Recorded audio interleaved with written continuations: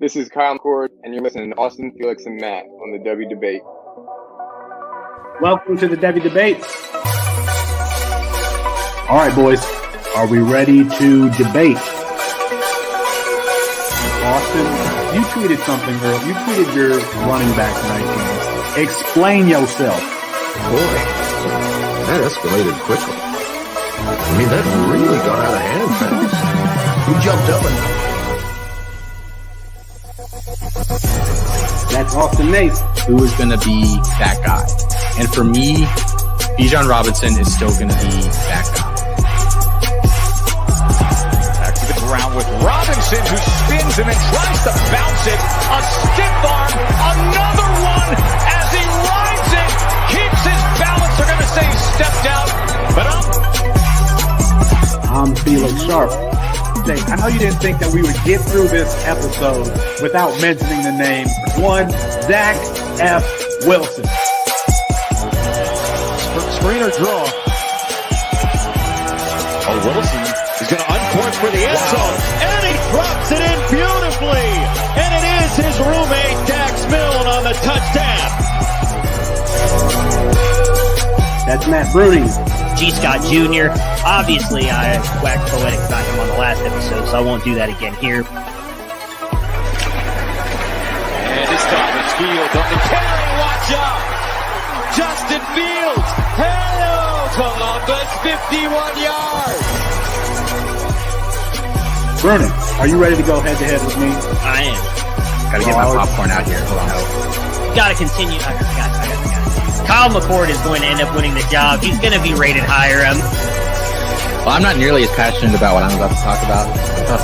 Our apologies because Herb Street ran out of time. We'll get him rescheduled soon. And for Matt Bruning and Austin Nace, I'm Felix Sharp. Good night and good luck.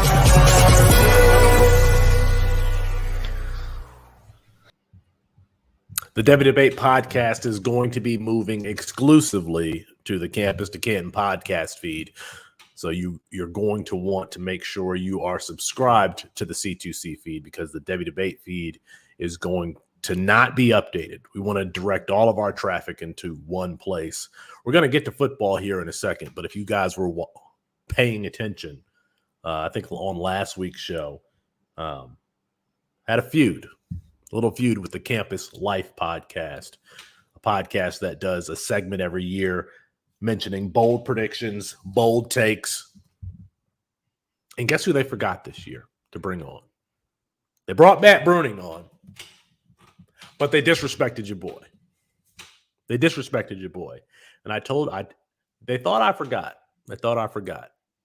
But I didn't forget. We're going after the Campus Life. Matthew doesn't want to do this. I don't want to do it either. I was on there too. But something has to be done. They've disrespected all of the great college fantasy football analysts. Myself, Desmond Howard, all of us. And so this is what we're going to do, okay? Send an email to fp.help@fantasypoints.com with a CC to campustocan@gmail.com. Let them know that we need Campus Life canceled. Put Desmond Howard in the subject line. Cancel Campus Life. Tell them how they didn't have me on. And so it's over now. Matthew? What are we talking about tonight? Matthew, do you want to talk about the tension that we had earlier? What tension? We had tension earlier? I know you like to make up arguments of big stories, so what do you got? What are you throwing at me now? Cancel Campus Life. Let me give the email again one more time. We're going to read some of these emails next week. fp.help@fantasypoints.com. That's fp.help@fantasypoints.com. All right. Matthew tried to delete the email in the show sheet so that I wouldn't remember it. I mean, I don't know what you're talking about. FP. We have a show sheet tonight? At fantasypoints.com. We will read some of the emails next week. We can do this together. We can be a movement. We can get something accomplished. All right. Should JJ McCarthy be the starter at Michigan? I think that he elevates the rest of that team, or the ceiling on that team, given his athletic ability, his raw athletic ability. His arm talent is just different. And Michigan has some wide receivers on that team that would be interesting elsewhere. I think it's a given that JJ McCarthy should be the starter. He should supplant Cade McNamara. Yes? No? Absolutely. Yes. Yeah.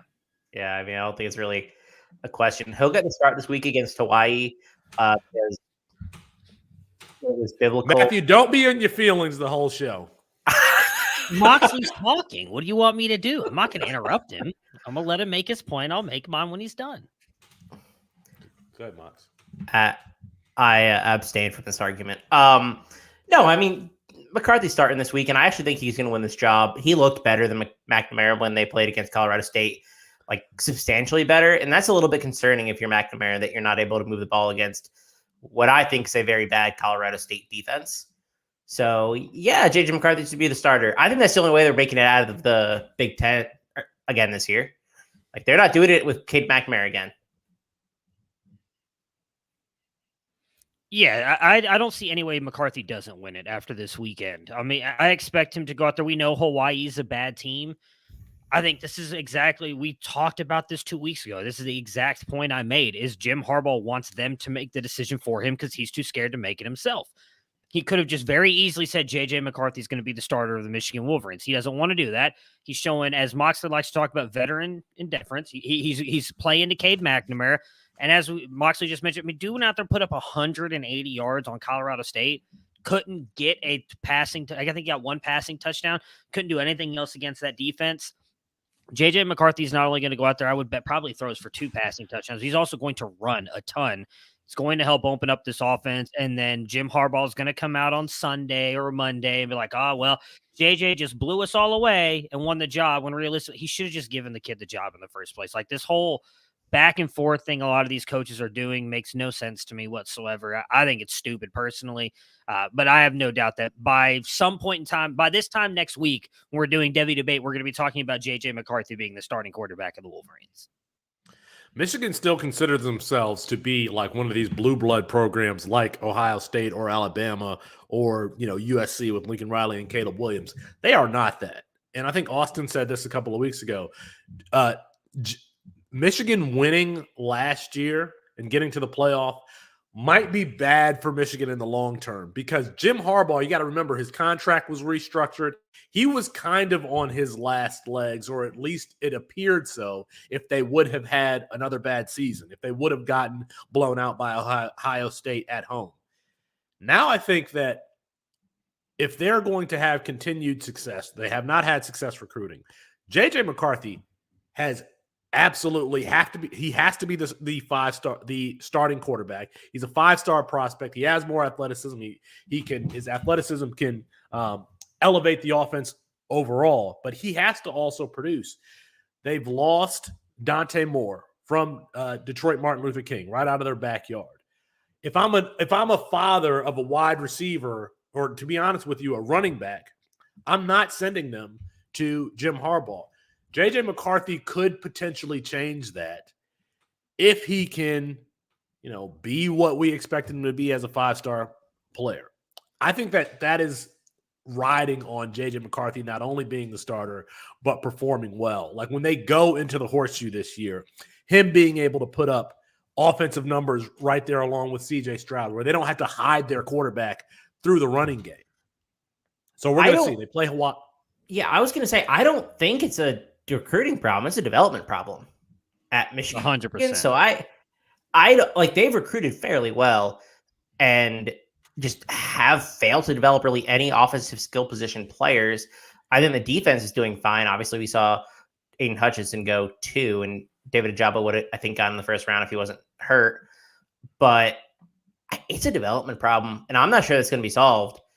So I'm not sending my kid to Michigan either if I, had children, which I don't. But if I was a recruit, I wouldn't be. And I see now they're in on Jaden Davis, number 2 quarterback. Number 2 quarterback in 2024. Charlotte kid, so my neck of the woods. Like, I think he's visiting there for a game soon. So if I'm Jaden Davis, I'm very skeptical about going there. I think that's honestly what's hurt the recruiting more than anything else. It's not necessarily him not having explosive plays or whatever. Is the running backs looked good last year, and I think there's a realistic shot that both Blake Corum and Donovan Edwards get decent draft capital when they go into the NFL. So I don't think that's going to. Yeah, I don't think that that's going to hurt the pitch to running backs or whatever. It's the development. Like, Harbaugh's supposed to be this QB guru, and as we've talked about multiple times, like, he's never really developed a quarterback. People give him credit for Andrew Luck. I'm gonna say it's Andrew Luck. And if you want to give him credit for Colin Kaepernick, sure, that's fine. That's one quarterback in his entire career that he's been given this status as his QB guru, but they've never developed anybody. So I think that's where recruits are kind of looking at this and saying, man, you know what? Like, do I really want to go here with a guy who's also flirted with going to the NFL multiple times? I mean, he was practically out the door last year, wasn't he, to go to Minnesota? It's a whole, I just think there's so much going on there. And honestly, a lot of it is Harbaugh. I mean, we know for a fact, a story I will not tell live because I don't know if I'm allowed to, but Felix, you know, because you've talked with this player before too, they had a 5-star quarterback committed to the school, and then Harbaugh failed to continue recruiting him, and so he left and went somewhere else. So, like, he's had guys, and he's chosen to go different routes or handled it poorly. So I think it's just a mixture of everything, but I would definitely put the development as probably the highest thing on there and why their recruiting has failed.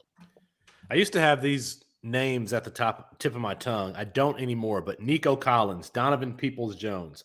You look at some of the 5-star players that they've had at Michigan and what they have become at the NFL level. Ryan Mallett, Mario Manningham, again, Donovan Peoples-Jones, 5-star, Chad Henne, Kevin Grady, who graduated my year out of East Grand Rapids. Again, JJ McCarthy. When you go down this list and you, like, if you're, again, a parent saying, I want to get my son to the NFL. What has Michigan done?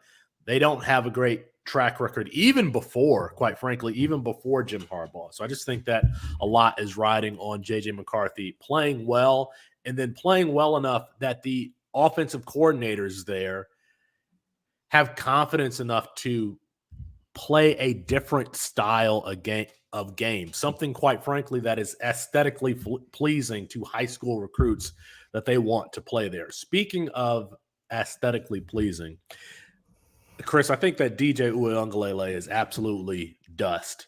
I know that he had an okay second half, but I think some of the throws where they showed him throwing, some longer throws along the sideline, I'm like, his mechanics on those throws are terrible. Like, he's not turning towards the receiver, whatever. But I think the signal for me that he was done is how many scripted QB design runs that they had early in that game. First 15, 20 plays, usually scripted. They kept running him into the back of the line of scrimmage like we don't that to me is an indication of a lack of trust. Yeah, I don't know why they would trust him after last season either. He didn't show the development that you wanted to see. In fact, I think he regressed in 2021, and I think he doesn't look any better in 2022. And it's a shame, too, because I think it's a confidence issue, maybe. Maybe he's just not, like, I hate using the term mentally tough because it makes the athletes sound like they're not putting their bodies on the line every single week. And so I hate using that term, but there's something there that happened between what we saw in high school and what we saw his freshman year to where he's at now. We have designed quarterback runs for like 40% of the plays, it felt like, against Georgia Tech. Georgia Tech. He's not a dual threat quarterback. He is drop back passer, and it just didn't make any sense. It didn't make any sense. The game script you saw from Clemson is what you would see, like, if the roles were reversed. Georgia Tech game script should have been what Clemson's was, where they just ran Jeff Sims a bunch instead of him dropping back to pass. It was super bizarre, and I just don't know how you have faith in DJU right now. Well, we can just compare. We can just compare. Look at what Clemson did early on with DJ Uiagalelei, running him into the back of the line of scrimmage in what was Georgia Tech's first play of the game. Play action, deep shot with Jeff Sims. Now, it was intercepted, but look at how they're off. Look how Jeff Collins is treating Jeff Sims versus, whoever's calling plays at Clemson is treating DJU. I think Bud Elliott posted something interesting earlier today that he talked about on the Cover 3 podcast, just mentioning Clemson's track record for hiring from within. So they have 5 offensive assistants that have a combined 11 years coaching experience at the FBS level, but just 6 at the Power 5 level. And Dabo is not a play caller himself. I mean, it's possible that we've just seen the end of Clemson as a team that matters on the national stage, unless that defense is very good. I think Brian Brzee, if you're going to have 2 defensive players to be at the Heisman ceremony, you can put Brian Brzee right there too as a defensive tackle. Maybe he could win it. Miles Murphy and Trent Simpson looked awesome too. The defense is great. Defense is awesome. And they play in a bad conference too, which is what's going to keep them elevated. But what they're going to become if they don't fix this is they're going to become Notre Dame. And the fact of they're going to make the playoffs, and it's because of that defense, but because that offense will not be able to keep up with a Alabama, Ohio State, Georgia, USC. If USC makes it in there, they're going to get embarrassed in the playoffs. I'm sorry, Shane. I know you disagree with that, and that's fine. But the play calling is horrible. Dabo, I've said for years, is not a good head coach. He made the playoffs on 2 incredibly talented, game-changing quarterbacks. And I think you're seeing the real Dabo and the real Clemson now that they have not been able to get that quarterback back. Maybe Cade will be that. I don't think he will, but maybe he will. Well, that's the next question. Is Cade Klubnik a quote-unquote game-changing quarterback, or are we just, switching out a player who Dabo might also fail to develop or elevate? I liked Cade Klubnik. I was a lot higher on him than I think consensus was. I really came around on him because I thought he was a pretty bad quarterback before the Elite 11. I believe he won the Elite 11 that year as well. He did. I thought he was not a good quarterback. I really questioned his arm strength, but I think I've come around on him a bunch. He's added weight, which was also a big question. So I'm really interested to see what he does. But God, I'm going to sound like a hater because I'm a South Carolina fan and Clemson's our main rival. But I promise it's not related. I think Clemson become the new Iowa. I think Notre Dame's a little generous. I think they could be a team that just relies entirely on their defense and very conservative play calling. Unless they get this offense fixed. Offensive line has been a huge issue. Shane pointed out in the chat. The receivers, they've recruited the same archetype over and over and over. They keep promoting from within, and you can only do that for so long because you only have so many good internal candidates. And Dabo's all about family. He's all about loyalty. That's who he is as a person. And it translates to the football field, and that's not necessarily something that's a good thing. When you lose Brent Venables was there since 2012. He had a lot of experience in the program. And before that, he was at Oklahoma under Stoops. He had the experience. There's nobody on the staff that has that. I'm very worried about the Clemson program long-term, both on offense. I think defense is probably going to be all right. That's a really good defense. But offensively, I think you're in a lot of trouble. I mean, we've seen it with the top coaches. You have to be a shark. You have to be ruthless when it comes to this stuff, when it comes to recruiting, when it comes to going and getting coaches. I mean, Ryan Day went out there and got Jim Knowles and said, literally was like, we'll write you write the number down you want. We're going to pay you. If Dabo had gone and gotten Jim Knowles for Clemson, I think we'd be having an even better conversation about that defense, number one, but we would show that he's changing. Like, he's still not even willing to change his rule necessarily on not bringing guys into the transfer portal. That's a huge thing on building programs now. Like, it's just, there's so much working against Clemson. I know that Clemson fans are going to hate to hear this, but I genuinely think if they got rid of Dabo, they'd be a whole lot better off right now because his just unwillingness to change what has worked for him, and what worked for him was Deshaun Watson and Trevor Lawrence. The comments are on fire. Mox, you said Iowa. I was thinking Michigan. Like they could become. Yeah, they could be Michigan too. That's a good example. What Michigan is now. Yeah. If you are watching this video live on YouTube, please drop us a like. I want to get this video to 30 likes during the show. This helps us grow our reach in the reach of this format, expand this format, make it more popular. Anthony Richardson. I mean, this could be the moment where I, get petty. I don't think I'm going to do that today. I just don't have the energy. But the NFL draft Knicks have latched on to this dude after the game 1 performance against Utah. Todd McShay has him going 6 overall. Damon Parson at the draft countdown has him going, I think, 3rd or something like that. I just think that Anthony Richardson captures the imagination in a different way than someone like, C.J. Stroud or Kenny Pickett from last year or, even Bryce Young. I think when we are watching Anthony Richardson, you can literally say we have not seen something like this before. I've heard him compared to Cam Newton. He would dust Cam Newton in a race.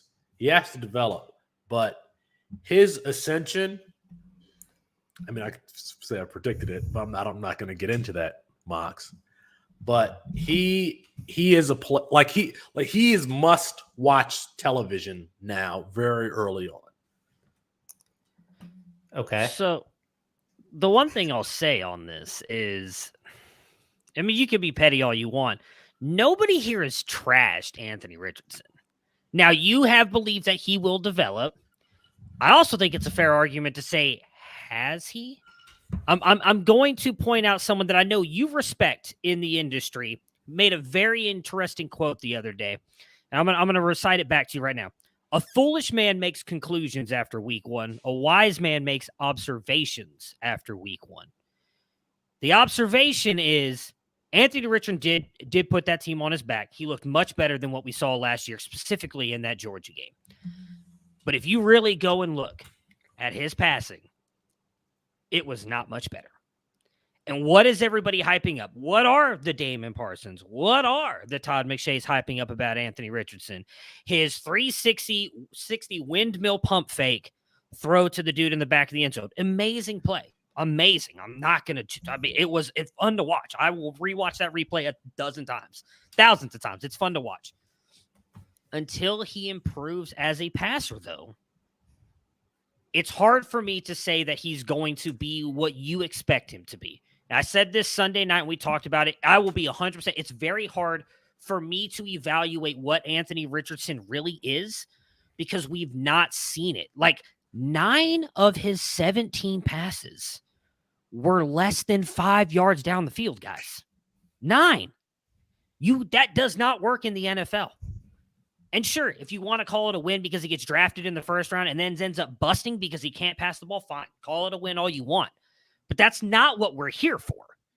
We're here to predict players going on to the NFL and succeeding there as well. Am I not wrong? Am I wrong about that? No, that's the job here. It's to predict future NFL success as well. I'm not saying that he can't do that. But one game sounds like you are. Sounds like you are. I don't know what this whole preamble is. It sounds like that's exactly what you're saying. I'm saying let's wait for more than 1 week before we all of a sudden make this dude a top 5 pick in NFL mock draft. I have not been talking about Anthony Richardson for 1 week. I've been talking to him. This is now the 3rd consecutive year. But the barometer you just used is now Damon Parsons putting him up in the top 5 of his NFL draft mock. Todd McShay putting him up there. He wasn't there beginning of the season. He was at best back into the first round. Now, after 1 game, all these guys are saying, oh, he's better than C.J. Stroud and Bryce Young. He has the ability to be. I'm not going to argue that. He has a chance to be better than both. But you can't say that after 1 week. You just can't, in my opinion. Maybe I'm wrong. All right. You know what? You had your turn here. I think this is the reason why I'm bringing up what Todd McShay, Damon Parson have, elevated Anthony Richardson is because I have been saying this for 3 years. And now the public, the NFL media in general is like, oh, yeah. So That's the first thing. The second thing I will say is I agree with you regarding, that game script was a lot of passes at the line of scrimmage, a lot of quick reads, but there were some plays where there's a third and 8 where he looks over his left shoulder to move a linebacker and throws a post, like 20-yard post, back over to the right. Those are things that you can hang your hat on. That's an NFL throw. That's moving a linebacker with your eyes because you know where you're going. That's an NFL move. Those are things that you can get excited about. I knew about the athleticism. I knew about that. I knew that he could outrun cornerbacks. But the things that I think that you should be excited about are those 3 throws where he stands in the pocket and he makes a throw downfield comfortably without looking to take off. So when? Like 18? I don't know. Like 18 yards downfield? He didn't complete a pass over 20 yards. I know. That's the thing. I just said he didn't complete one over 20 the yards. 3 throws. Oh, right. Okay. But you want to go about But you aren't saying he's a bust, though, right? I'm not saying he's a bust. And none of us have ever said that. What we've said is we want to see him develop as a passer. If he does that, he will be the number 1 pick in the NFL. None of us have ever disputed that. We've all agreed with you that he's the most. I've even said on the show, I said it on Better Sports Radio last week. Mm-hmm. He's the best athlete in college. And even if you don't want to say it, he's at least in the argument. Nobody's ever said he's not good on this show. We've just said we want to see him develop. That's all. Yeah. What's interesting? You haven't seen it. You haven't seen it. Not after 1 week. He made some good throws. Yes, but you know who else made good throws that you told me can't? Quinn Ewers says, I can go pull 3 good throws from that ULM game, but he's not a good quarterback either, according to you. Like 3 throws doesn't do it. No. Give me 4 or 5 weeks. And if he does that again during Kentucky, yeah, he's going to continue moving up. You can't make a definitive statement after 1 week. I'm making a definitive statement. I'm not saying you. Who's making a definitive statement? The draft nicks are that you're using as the barometer of this conversation are saying what draft nicks are by putting out a mock draft, having it because where did they have him before? Statements? Where did they have him before that week? He was and nowhere near. That's what I'm getting at. Is this ascension is something that I predicted? Can I at least get credit for that? Wait, I thought you didn't have the energy. I should have been petted. I should have been petty about this. We're not disagreeing with that. You were on Richardson. You said that he was going to develop, and I'm not disagreeing with you. Where the issue is you're like, you guys are all that. Well, none of us said he sucked. And I'm not 100% that he's going to reach the height that you believe he will, because you do. You have said that you think he can be the number 1 quarterback. Is that a conclusion? You just said, is that a conclusion that you're making, that you don't think that he's going to reach those heights? I said now, I don't think that he will. It's not a conclusion. So after 1 week, you can make the conclusion that he's not going to reach those heights. My conclusion would be he's never going to do that. I said right now. What are you talking? That isn't the definition of a conclusion. But I'm not saying he won't reach that. That's what I'm saying. Austin Nace, our esteemed colleague, he traded, and I would like some comments on this in the comments. He traded Anthony Richardson, and he received Bo Collins, a supplemental first-round pick, and a supplemental second-round pick. Chris Moxley, what do you think of that trade? I voted for Austin's side of the trade, not knowing who actually was involved in the trade at the time. I probably would have abstained from the vote because then I'm on the record now voting for Bo Collins and supplemental picks. You guys understand this is an opinion show, right? So we're going to throw stuff out here and you got to get a take on it. Chris Moxley, you're going for. All right. You want a better take? Here's a better take. I want a quarterback who completed more than 2 passes, 12 yards downfield, and has actually developed as a passer. Bring it on. The quarterback that we saw week 1, Anthony Richardson, is not any different than the quarterback Anthony Richardson we saw. All he did was beat Utah because Cameron Rising accidentally threw a pick in the end zone on the last play of the game. If he doesn't throw that pick, I guarantee the media narrative is different. And guess what? As someone who projected, I have a mock draft from May 26th on the Cam Scans website. You know who's going 9th overall to Seattle Seahawks? Anthony Richardson. I had him there because I believe that he could develop. It didn't happen week 1. I want to see more. I want to see a guy who completes more than 2 passes beyond 12 yards because he attempted 1 pass beyond 20 yards. This man is not an accomplished passer so I want the supplemental side. I think this is a pretty good incoming class. The 2024 class has 3 quarterbacks that I really like. I think Arch Manning's good. I think Malachi Nelson's good. I think Dante Moore is good. We really like Cedric Baxter. I think there's a bunch of wide receivers who are really accomplished. Give me the supplemental picks and Bo Collins. If you want to take, there it is. Chris Moxley's take was so hot, he started taking up more internet bandwidth, and we lost him for a second. Shit. There. Thank you. Thank you. Thank you. That's what I'm looking for. Again, give me some comments. Anthony Richardson, the quarterback from Florida, Austin Nates traded him away and received Bo Collins, the wide receiver from Clemson, and a supplemental first and second round draft pick. So the supplemental first and second round draft pick, that's an opportunity to get the next year's incoming freshman class, which is supposed to be highly regarded, or it is very highly regarded. And so he's getting additional picks in that class. The comparative in the dynasty space is trading for a 2023 or 2024 first.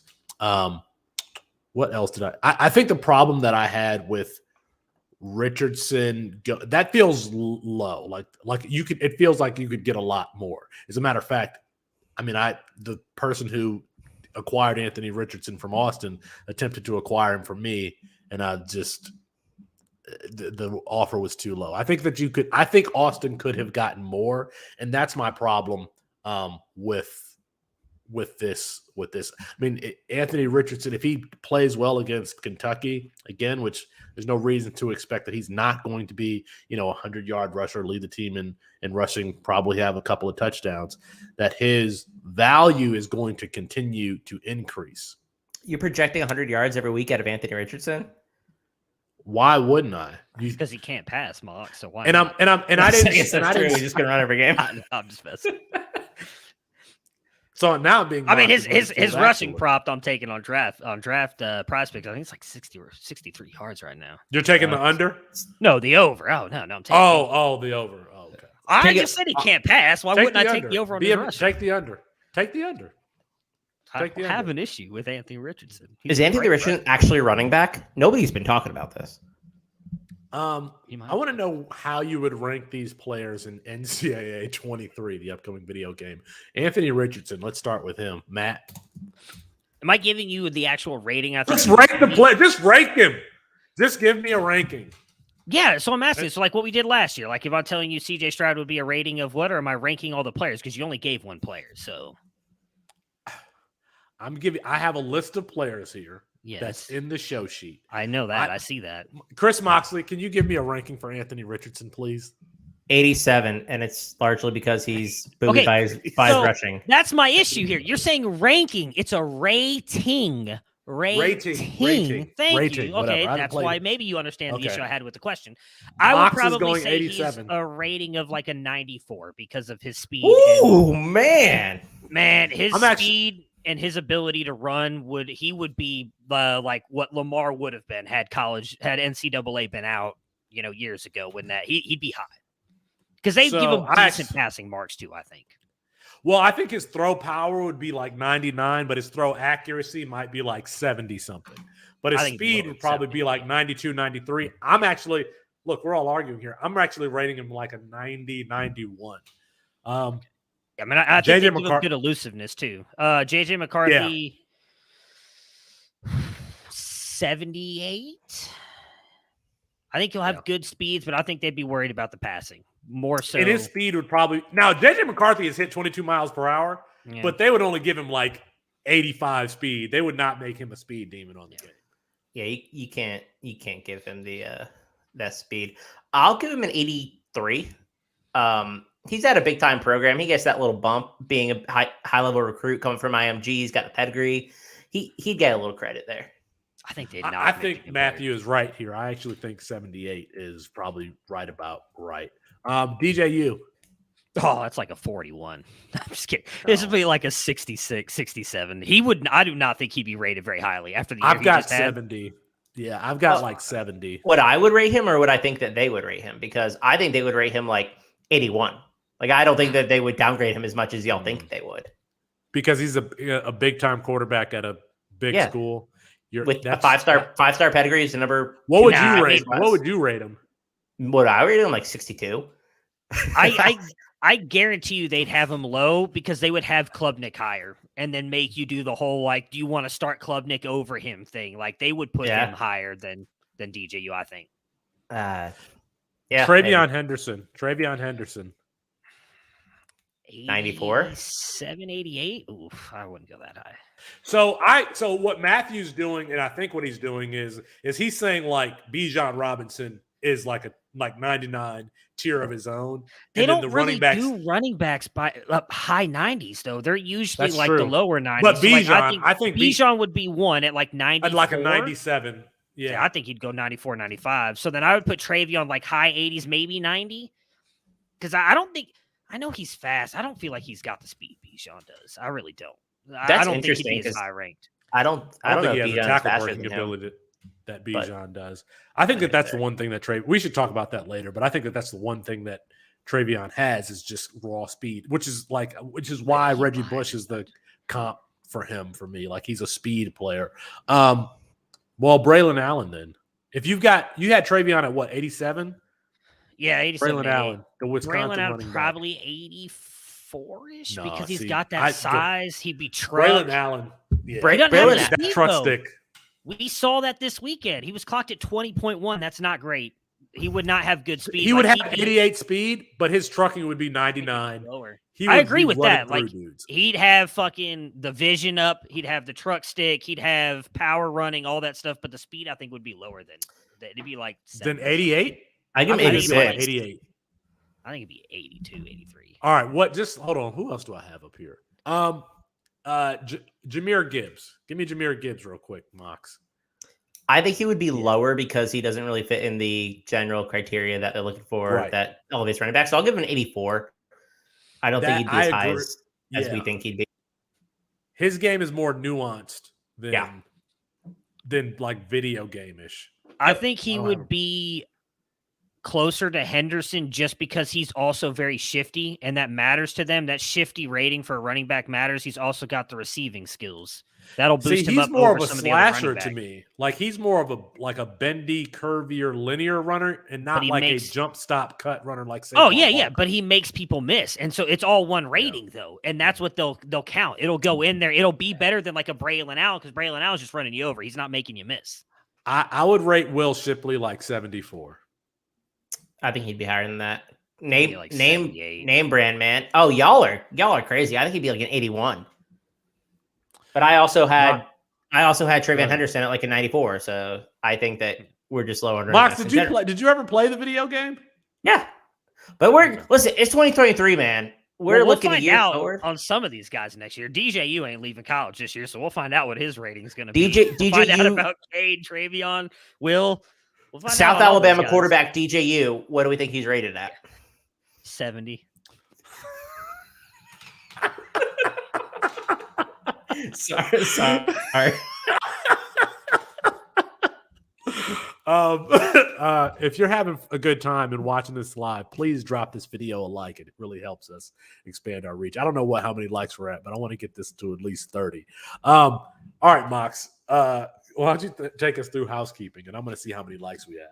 All right, yeah. First things first, Prize Picks. If you sign up with promo code C2C, you get $100 towards your match, i.e., you put $100 in, get $100 back. We have a bunch of content for this. It's on our Saturday show. It's on our Better Sports Network show from 8 to 10. I do a show during the week. We also have Bet on C2C, a ton of Prize Picks content coming from all of us. A really great deal. Use promo code C2C, and you also get $29.99 towards an in-season membership or a membership of your choice. We have the in-season edge, would cover that entirely. We also have a ton of in-season content, period, that is not just Prize Picks based. We have our Better Sports Show, again, 8 to 10 Saturday morning. That'll even be in the off-season, which is awesome. We have our tailgate right after the Better Sports Show, 10:30 to 12. We have our halftime Discord chat, which usually when it's on time, a lot of people show up and we get it. We're able to talk the games that happen in the 12 o'clock hour. And we have college fantasy tonight. This dude said South Alabama quarterback DJ. I'm trying to get through a promo, man. We got college fantasy tonight. Well, after the last major game of the week, we cop in, we talk. It's a Roundtable Sports Center style show. a lot of fun, a lot of knowledge, people who've watched the entire game, some of the best takes that you'll see of the entire week that are pretty rapid. Maybe next year we'll get South Alabama DJU on there. Make sure you pay. Hey, join us on Better Sports Radio, 8 a.m. on Saturdays. That's a year-round show. So we are going to bring our hijinks and our college football talk to Better Sports Radio. I don't know how we got that gig, but we did. 8 a.m. to 10 a.m. Saturday morning. So during the season, we're getting you ready for the games, leading up to the games. Mox, who are some players that moved up in your ranking since week 0? Yeah, I have 2 running backs. One is Raheem Sanders, and I don't want to beat a dead horse because I think he'll be talked about a lot on our shows this week. Austin already talked about him as a riser on Campus Life, which might not be around that much longer. So glad you're coming here for that. He went 20 for 117, and he also had 3 receptions. He's an excellent receiver, one of the best size-adjusted athletes at the running back position in the country. And he did that against the Cincinnati defense that I think is pretty good. That front 7 is nothing to really be trifled with. So I thought that he improved in areas where I really had questions about him, which is like the technical aspect of being a running back. And I thought he looked good between the tackles, which was always a question that I had with him. And so he definitely moved up for him. Corey Prater has been on him all offseason. Back to Devy podcast. Give him credit where credit's due. He's always had him very high. The other guy is Jaden. We can talk about him first. Yeah, absolutely. On Sanders, has he moved above Shipley or Allen? I assume Travion's still your number 1. Above Shipley.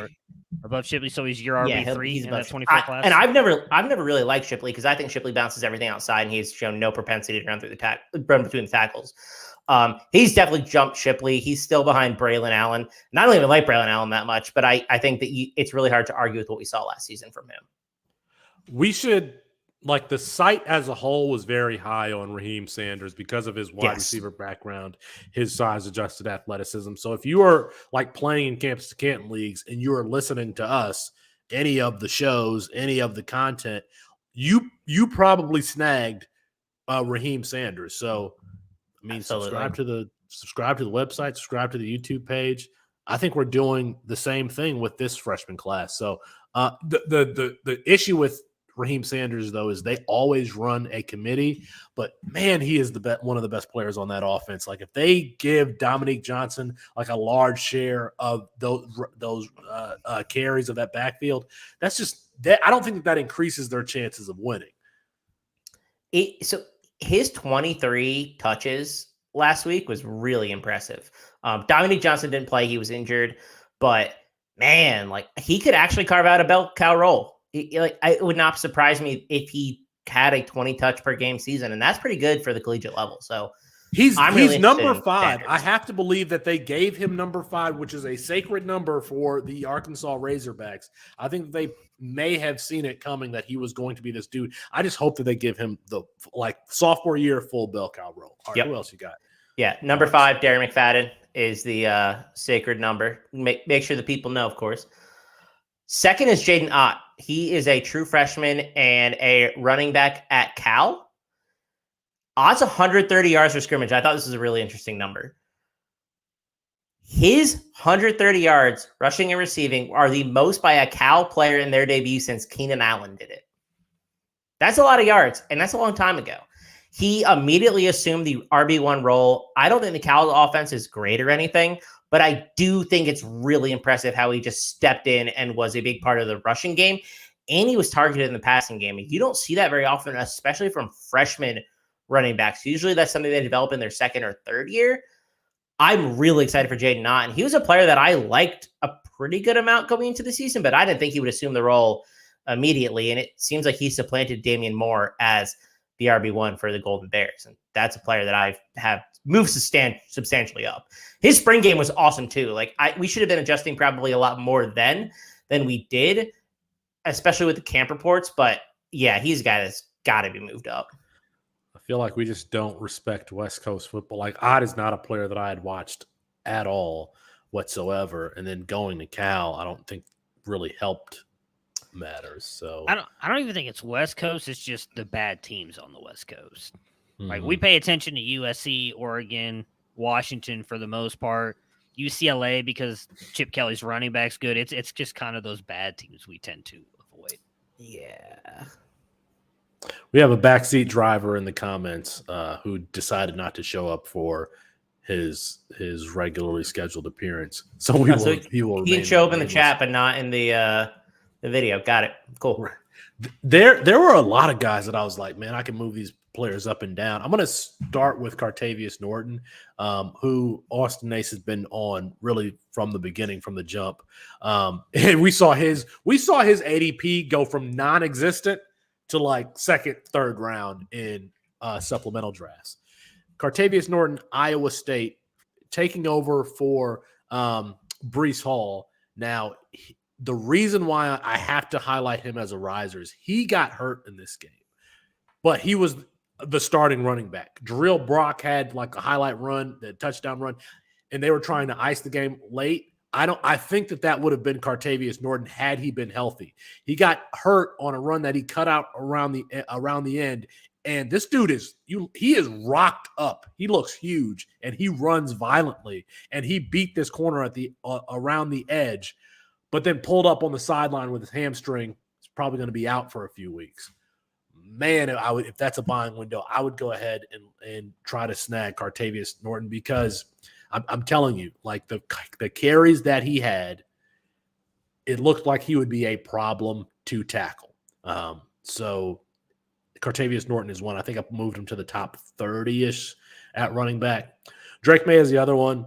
I think just his versatility. He can do it from the pocket. He can do it scrambling off structure.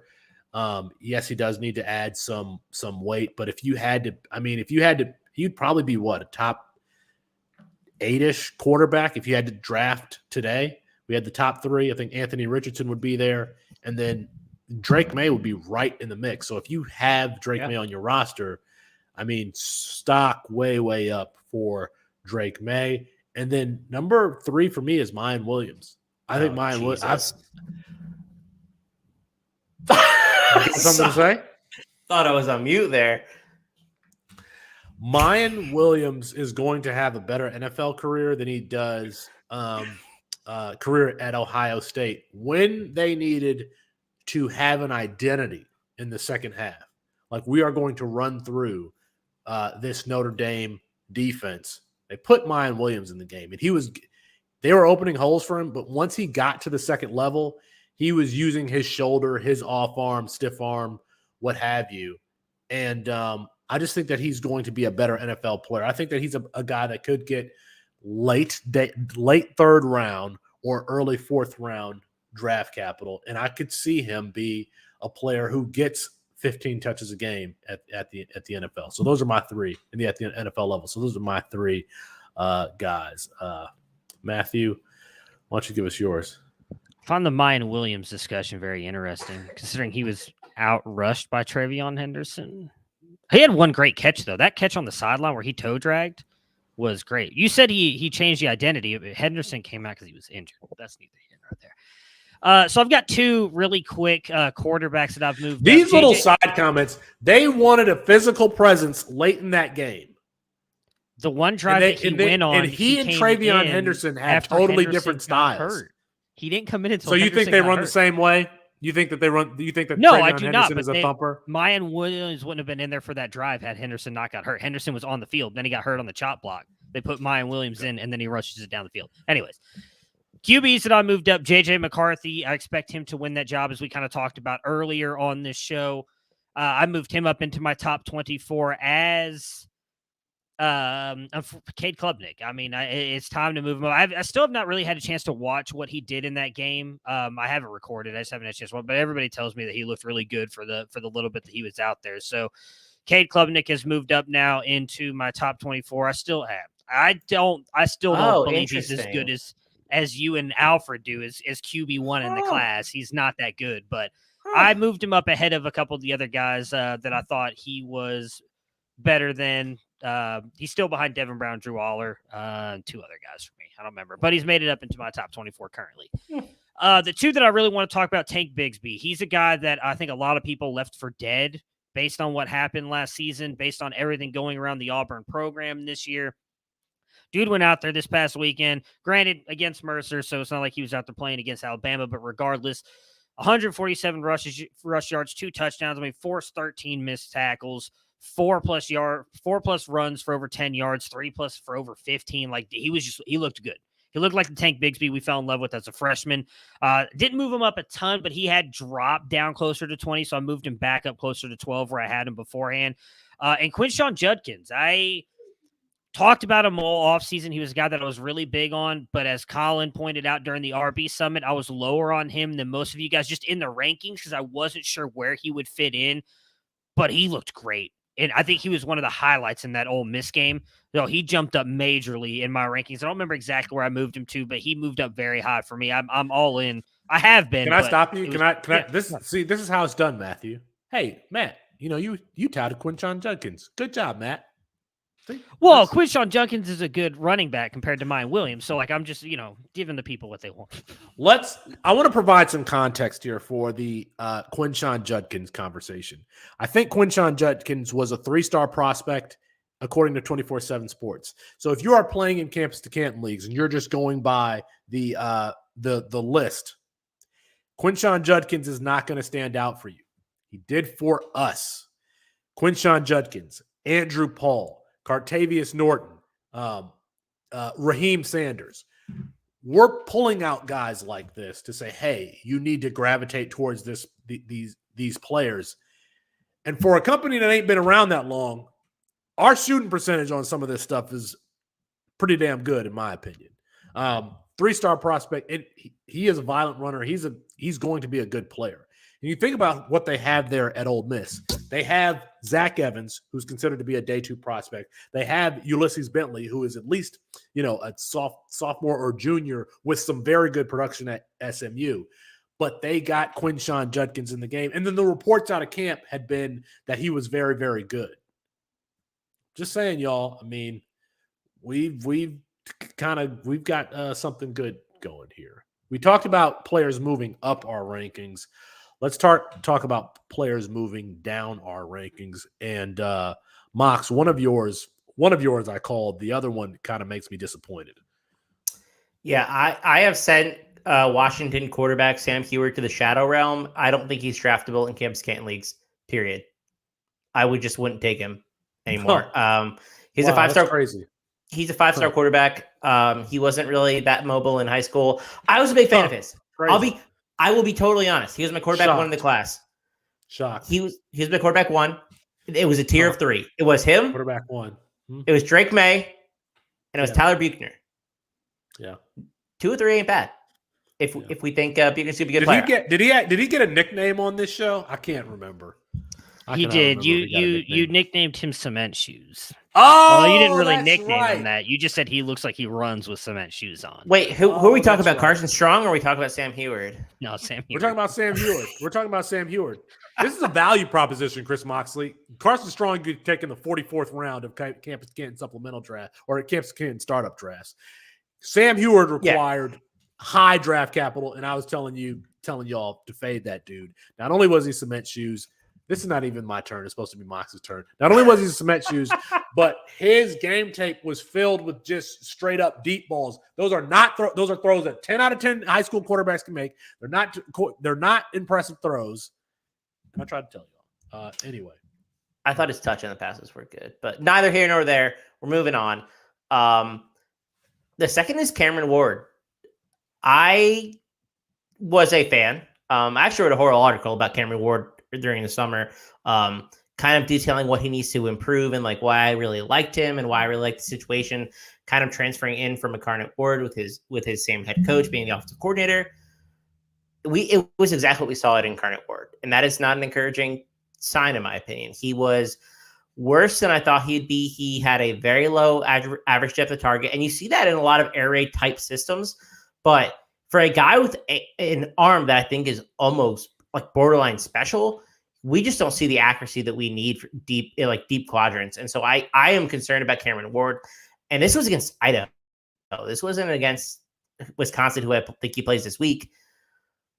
But man, like I'm worried about Cameron Ward, and I have moved him down a lot because Eric Froton talked about this a bunch when we were at the FF Expo as well.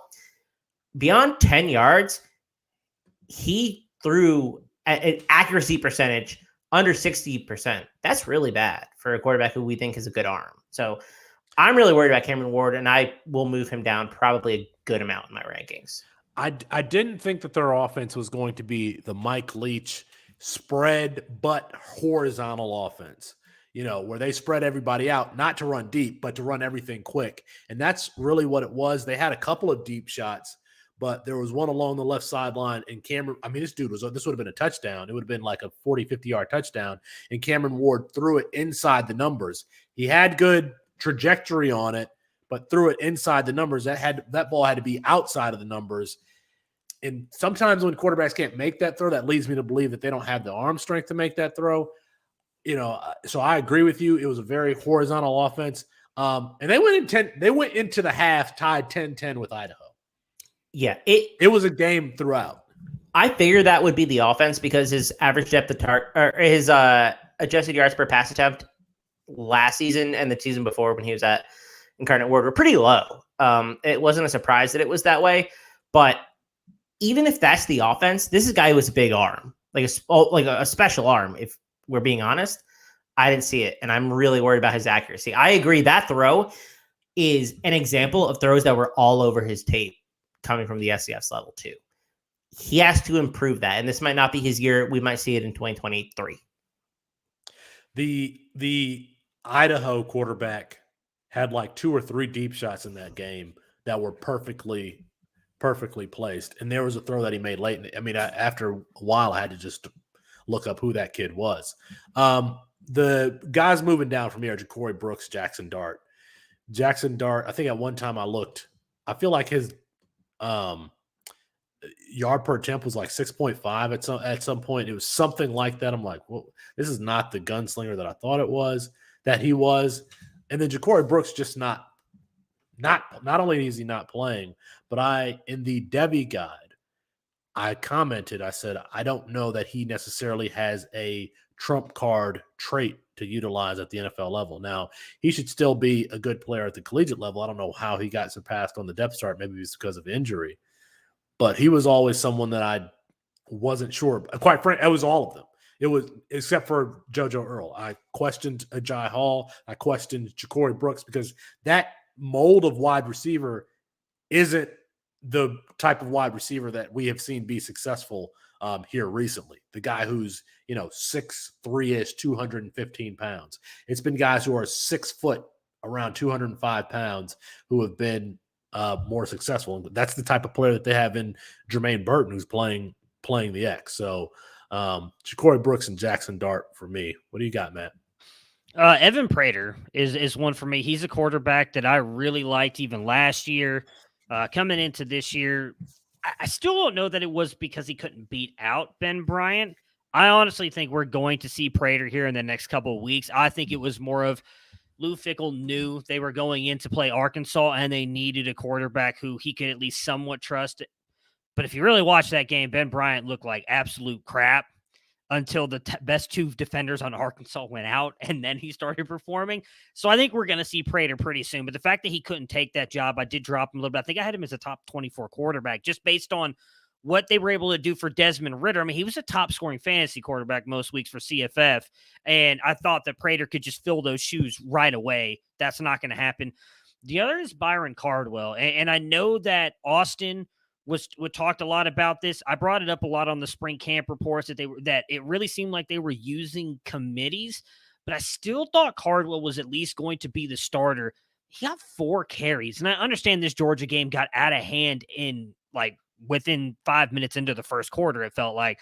But the fact that he only got 4, and you saw the running back that Felix loves, a freshman, Jordan James, got 7 carries as a true freshman. Marquise Irving out-carried him. I mean, he was last on the list in carries for Oregon. That's not good.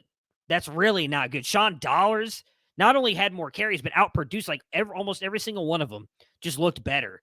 I think that's bad for Oregon, especially if this team is going to look as bad as they did in week 1 And Byron Cardwell, I mean, you talked about Sam Heward having to pay high-end draft capital for him. It's the same thing for Cardwell toward the end of the season because we all expected him to be the starter at Oregon, and it looks like he may be the fourth in line there. I know that we have like new listeners and you all are not familiar necessarily with the names and where they play and position and stuff like that. We will be better. That's something I'm always like conscious of, but sometimes we just forget. Byron Cardwell, running back, Oregon, highly touted prospect. Evan Prater, quarterback, Cincinnati, very athletic player, dual threat quarterback that we thought was going to take over for Desmond Ridder. So those were Matt's players that he's moving down. Mine were Cory Brooks, the wide receiver from Alabama, 5-star player, freshman in the 2021 class, very highly touted. Jackson Dart. Jackson Dart was a four-star quarterback who originally committed to USC and then this offseason transferred to Ole Miss to play with Lane Kiffin. Those were my moving down. Cameron Ward, transfer from FCS Incarnate Ward to Washington State, and he's their starting quarterback there. Not only is he the starting quarterback there, but they took Incarnate Ward's head coach, Eric Morris, to Washington State.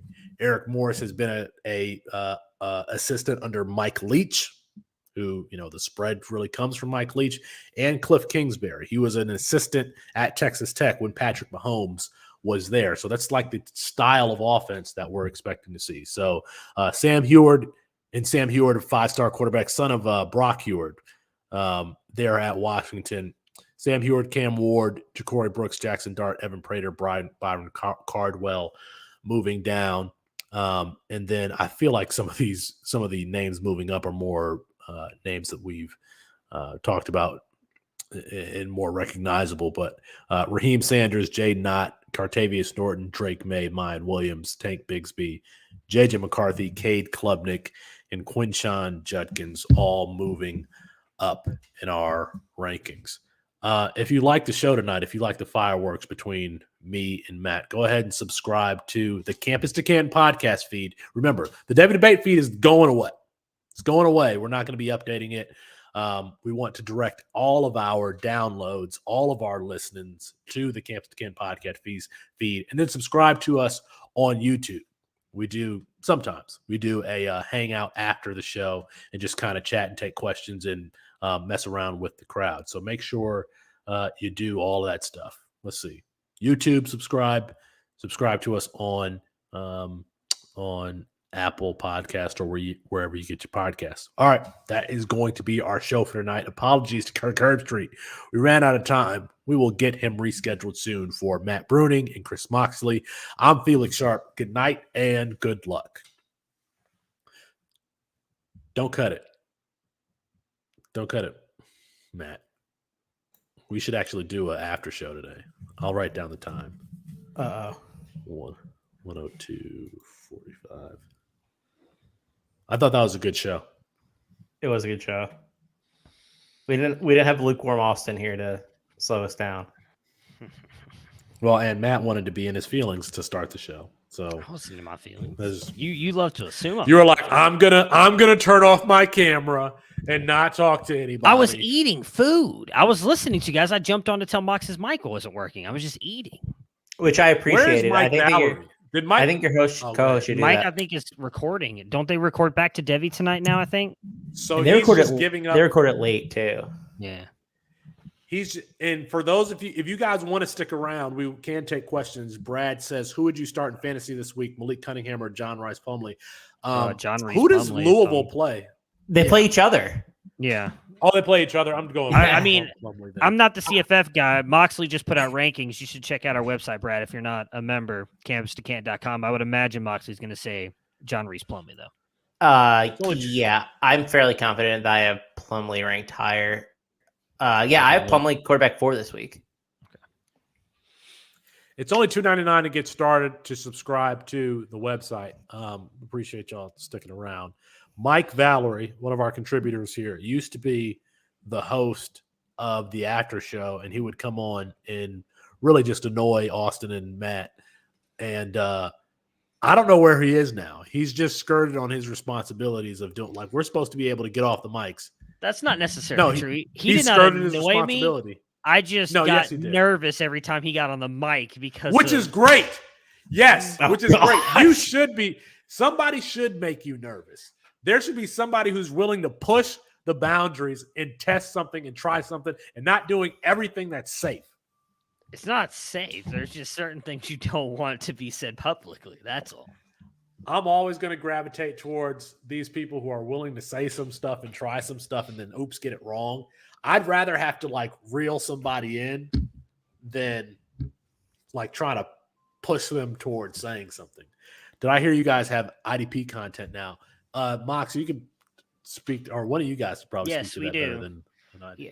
Yeah. I am not involved in this. You know, if y'all have been paying attention, we brought on Justice, who isn't a big contributor on Discord, has been for a while. He's on Twitter. He contributes to the Devy IDP. He's everywhere. He is seriously all over the place. He brought in our, if you saw it on the website, just up-to-date IDP stats. A lot of that stuff isn't available in FanTrack, so if you're looking for that type of data across each position too, like we have defensive line data, we have linebacker data, we have defensive back data, and then just like a total collection of producers. So it's really nice to see, us expanding into IDP, and Justice was, one of our top choices when we brought him on. So if you're not following him, I believe I want to get his Twitter at right. It's Justice_2318. Let's see here. I don't want to be wrong. Justice_2318. We are expanding. We're going from Austin just tweeted it out. Austin just tweeted it out at Devy Deets. Yeah. Perfect. Thank you, Austin. He didn't tweet Justin's. Yeah. Yeah. Justice2318 _2318. Thank you. If you're not following him, absolutely, you have to be following him. Excellent IDP mind. And he's contributing to our site and getting a lot of content out. I mean, I'm looking at this board right now, and there's a lot of really good stuff for the IDP folks out there. I used to be able to keep track of it all, like how much. I mean, we were just at one point, just a cute little startup. I mean, we are still a cute little startup website, but there's so many. I learned a lot. I learned about EPA today. Like we have so many people that are smart doing good work for us. You called me. You called me yesterday too. Oh yeah, to talk about betting. Yeah, I sent you like three. I sent you like 3 articles on key numbers. Yes, and what they mean. Listen, one day Felix is going to know it all, and it's going to be a big problem. We're already getting memes out of him. He's I like know what EPA is now. Yeah, he's like an advanced stage Android or something, man. Let me like tell we you are getting really what close I learned, to sentience. This is what I learned about betting. If you're going to talk about betting, this is how you can fake it. Just say, say the line or whatever, and just say, you got to say the word lock a lot. It's a lock. It's a lock. Oh, the betting dudes, they use that. They overuse that word. I'm not saying lock enough. Thanks for the heads up. Enough. I don't say lock. I almost never say lock because imagine thinking that a 50-50 proposition based on Vegas odds is a lock. Right. But they say it all the time. That's the key word. Yeah, I got to be using that more. We saw some new people in the chat today, which I appreciate. I always like when we have new people showing up for us. Yeah, J Mike hung around. J Mike was here early, and J Mike last year of the show. So what's up, J Mike? Ross McMillan's a new one. He seemed to enjoy the show. He did. So Ross, if he's still around, we have 4 people on the show now. Me, Austin, Chris, and Matt. When we started, it was just me, Austin, and Matt. And Austin didn't talk a lot. Austin's like now the star. And so it was just me, and Matt's an Ohio State fan. And so we would just yell at each other for an hour, and Austin would say like barely anything. It was kind of like it was tonight, and I thought it was great. But we have since calmed down. But yeah, we got a bunch of negative reviews about our yelling. There was chaos tonight. Oh, they said what did they say? They said stop yelling. Please stop yelling. Please stop yelling. Yeah, we got multiple reviews about that. I will not. Oh yeah, give us a 5-star rate and review on on the Campus to Canton podcast feed. We'd appreciate that. I mean, I guess I get it. Depends on how, if you're listening with your earbuds in, depending on how high or your volume is. I guess the yelling could possibly be a bit annoying. It can be a little much. Today was a good show, though. I think we all brought a little bit of intensity. I think the shows are good when it sounds like we're all talking in a room. And today it felt like we were all just yelling at each other in a bar. We had a little bit more fun with each other than we usually do with the jokes. That's because Dad isn't here, and so we can. This is what's true. This is what's true. Austin's pace is so slow and calculated that even if we were to get hot about something, by the time you throw it to Austin, his tone brings the energy level down. You know what I mean? He's like he could. Yeah. I think he's a really good player. I really liked his tape coming in, and this is a player who I think can be a day 2 pick if we really like him. And then by then you're just like, all right, I don't even know what I'm angry about anymore. My favorite thing that Austin does is when he deadpan condescends everything that you just said. So you'll like Matt or me. Usually it's me or maybe it's Matt. No, it's almost all me. I'll go into a 5-minute fucking diatribe about some player, and then Austin will be like, "Yep, nope, you're wrong because of this." That's true. This, and I'm like, right? Yeah, he'll be like, "I don't think any of that is." That happened on our Saturday show on Better Sports when we were talking about the playoffs. Austin was like, "Well, I disagree with 100% of players." He was like, I haven't looked into any. I was like, because I read the articles, watched all this stuff. It's like, oh, well, since you know about it, why don't you go on? So I got a whole thing, explain all this stuff. Like, yeah, I think it's going to be really fun for college football and all this stuff. And then Austin just goes, yeah, I 100% disagree with everything you just said. I'm like, great conversation. And it's so deadpan with no emotion. He's like, I don't think any of that. I don't think any of that. He's not even here to defend himself. It's great. Oh, he's in the comments. That's who cares. We're not always here just jerking each other off, agreeing with each other's takes. Remember when we had the meeting with Better Sports and they were like, that's what he said he wanted. There's too much agreement on the radio. And there's too much respect for each other. We don't respect each other at all. Well, that's what he said. I don't think Austin and them were in there, but that's what he pointed out. He's like, that's why I loved your guys. He's like, that's why I loved your guys' show. He's like, you guys are not afraid to argue with each other. I'm like, nah. And Felix like, yeah, we don't respect each other at all. I don't want to go that far, but yeah, we're not afraid to argue with each other, though. Felix is like, yeah, I don't respect these dudes at all. I mean, these shit dudes just show up and rag on Anthony Richardson and Mayan Williams all show. All right. Are there any questions in the audience? We had a very good crowd tonight. I always we have a good. Oh yeah, we were lively. Love having come back and just suck the energy out of the show. Yeah, Austin's gonna come on next week, and he's gonna be like, "Oh yeah, I really like this player." Give some lukewarm take. Well, we were supposed to do lukewarm take tonight. I wanted to pull out all the stops of the old because we have so many new people, and we haven't done that stuff. We haven't done the judge in what? We haven't done the judge in a year. Yeah, we got to get the judge back, man. We haven't done Petty Felix. We haven't done any of the bits. Any chance Will Levis steals the show versus Anthony Richardson? No, negative. I don't think so either. If you mean steal the show by win the game, I think they can win the game. I don't think he's going to play better. No. Kentucky is not going into the swamp and winning that game. I'm glad you are at least giving us the truth, J. Mike, on the Will Levis appreciation or lack thereof. You know what? J. Mike, did you? Austin, I love that you're commenting in here. Thanks for replying back to my text, by the way. I had a very serious question I was asking you. Austin doesn't listen. I asked for mileage reimbursement when I went to the Elite 11. How many times have I told this story? On air, this is probably the first time you actually. Yeah, I was gonna say I've never heard this on air. I've heard. Oh no! We did the Elite 11 stuff. We were covering that, shooting videos and stuff. That was a 5.5 hour drive. Hey, and gas was $10 a gallon. Hey, Austin, can maybe you could slide some change over here for no response. I actually heard that he comped the gas that he used to fill up his yacht to the C2C account. Have y'all heard that? Or did y'all see the receipt for that? See, I don't have a problem with the person who's running our budget being tight. And Austin is tight. Austin is tight. Oh yeah, with he's the money. tight. He is tight. He's a tighty pants. His pants are tight. No, I thought it was. He ain't green light, no expenses.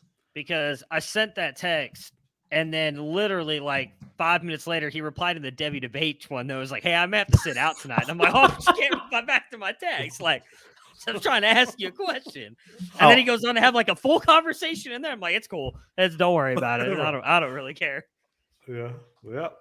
That's what other Austin stories do we have? I like putting it. I texted Austin on Monday, and I got a text back in 2 minutes. So maybe.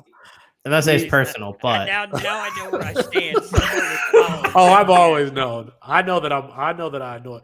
So I call Mox because if Mox doesn't answer the phone, he will call me back. I will. It's because I don't have my phone on noise or I am in a actual work meeting. So Austin's phone doesn't even work where he lives. Like you can call him and he'll answer and the call will drop because you got to FaceTime him. If you FaceTime him, it's fine. But if you actually call him, it just doesnn't work. Yeah, you just always call me at very inconvenient times. It's when I have an idea. Well, I know. But worst part about it is now I know where I stand with you too, because then I will call you back and you don't answer. You just write to voicemail. I'm like, you know why? Let me tell you why that might be. Because I probably call you and you didn't answer. And then I called Chris and he answered. And then I got the thing that I was bubbling about. Mox. Yeah, he answers and I'm able to get it out. There you go. I'm chatty too. That's my biggest problem too. So like a 5-minute conversation could be like 20 minutes because I have such a problem just talking all the time. Somebody said they want me to bring back my solo podcast, and I was thinking somebody is me and Austin. We've been asking. And Noah Hill said, and Noah too. Well, this is the thing. That was like just creativity bubbling over. But now I talk to you guys. I mean, we talk on Wednesday night. We're going to talk on Saturday morning. We're going to talk at Saturday night at like midnight until 1 o'clock in the morning. I think if I got off social media and didn't have that as an outlet, and if I put my cell phone away, I'd be like, all right, I need to get this out some way. Oh, shit. I just heard what? I accidentally tweeted a meme from the C2C account for the second straight day. Oh no, it's I got Twitter. I logged into our Twitter account I think last week for the first time, and I've done it twice now. I tweeted the when Austin posted the IDP. No, that was a good one. I thought it was something bad. I was like, oh god. No, it was IDP C2C, and then I posted the Idris Elba Stringer Bell, which is I want you to put the word out there that we're back up, which is a good meme. I just meant to send it from my account. I can't be trusted. I don't want to give people online ideas. So that'll be an offline idea, but it's meme related. Which apparently, Felix, now you're a meme guy too, which is I mean, sometimes. So who doesn't like the memes being tweeted from the main account? Who do you think? Let's take one wild guess. The same dude who's tight with the funds. You could say that, yes. It's a bit. Apparently, our Twitter is a business account only. Hey, Austin, can we get what's a like a directly related business expense? Like a football shaped bounce house. Oh, no. I'm thinking about something like actually Austin would be like, I'm just not going to respond. That's what Austin likes to do. Austin likes to say no by not responding. That's true. Which is super annoying. Super annoying. I'm a really bad texter as well. So I kind of for the most part I'm pretty bad. I respond if someone calls me, which is why you calling me, I actually call you back or answer the phone. But if someone texts me, I'm like 50-50 on whether you respond. See, I'm the opposite. But that's always because I'm on calls doing stuff all day. It's just easier for me to respond back through text. I hate hanging up on people, or if I'm having a conversation like in a Discord with other people, I hate having to get out of that Discord to answer a phone call and then go back in the middle of a conversation. You're one of the best texters I respond to, Matt. Well, nobody responds when I say, "Hey guys, any thoughts for tonight for the show?" Matt normally responds. Austin used to respond, never respond. Sometimes I'm like, is Austin even paying attention to text message? He never responds. Mox never. It's really just Matt who throws. 2 weeks ago, I gave us like 15 ideas for the either or show. I want to point that out. And then this week I was gonna post our what show? What show is that? What did we do? We did like you were talking about like either or stuff. Mox threw out like a whole thing because I threw out like 4. Oh, yeah, and you're like, nope. Mox's great ideas are great. I was like, cool. All right, I'll just go back to work. Yeah, talk about. I was actually getting some apple cider when you texted me that, so I forgot until I got back home and I forgot, and then Matt covered it, and I was like, that sounds pretty good. Listen, some of this stuff gets on the cutting room floor. I mean, that's what happens with creativity. You have ideas, and they don't all get used. It's still good to communicate and talk about them. All right. Chris, you probably Matt, you should name the show. You got to name the show title, either DJ Uyunglele, South Alabama, or what was the other thing you said? Or Heward Band to the Shadow Realm. Sam Heward Shadow Realm. Shadow Realm. Either you got to, one of those has to be the title of the show. It's going to be 2 more weeks after this. Yeah. 2 more shows after this. The Devy debate feed, the individual feed is not going to be updated. All right. It'll all go to our main C2C feed. Main C2C account. Yeah. All right. Peace, everybody. Hopefully